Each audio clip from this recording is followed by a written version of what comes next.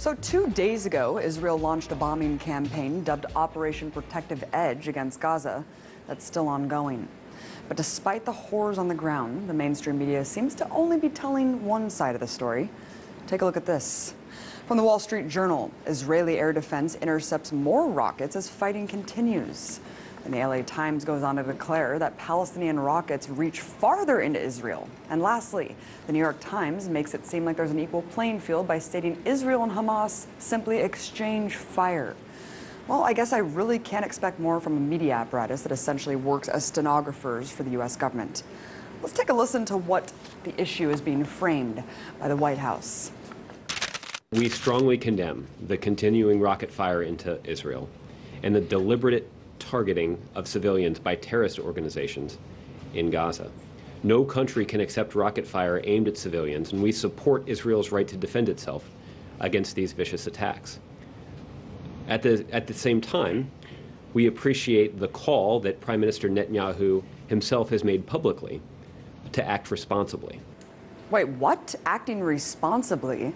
I must be in the twilight zone, because to me, the collective punishment of an entire population is the opposite of responsible. So, what's the reality on the ground? Well, just in the last 24 hours, Israeli forces have conducted airstrikes that have struck 160 sites in Gaza, according to the IDF. In total, 550 sites have been bombed. And considering the fact that Gaza is one of the most densely populated places on Earth, with over 1 million inhabitants, any aerial strike conducted in the region almost certainly means civilian deaths. In fact, at the time of this broadcast, the strikes have killed at least 53 Palestinians, including 8 children and an 80-year-old woman. According to the Palestinian Minister of Public Works and Housing, at least 50 homes have been destroyed so far and 1,700 damaged. So when the IDF talks about hitting, quote, Hamas targets, remember that Hamas is the democratically elected leadership of Gaza, which could mean any government building or social services for Palestinians. So while the U.S. government can go on and on about Israel's right to defend itself, take heed of the increasing death toll in Gaza and the fact that no Israelis have yet died as a result of Hamas rockets. Look, I denounce deadly force on both sides. But it's important to not frame this as a cycle of violence that's equal. One is the colonizer-oppressor, the other, the colonized oppressed.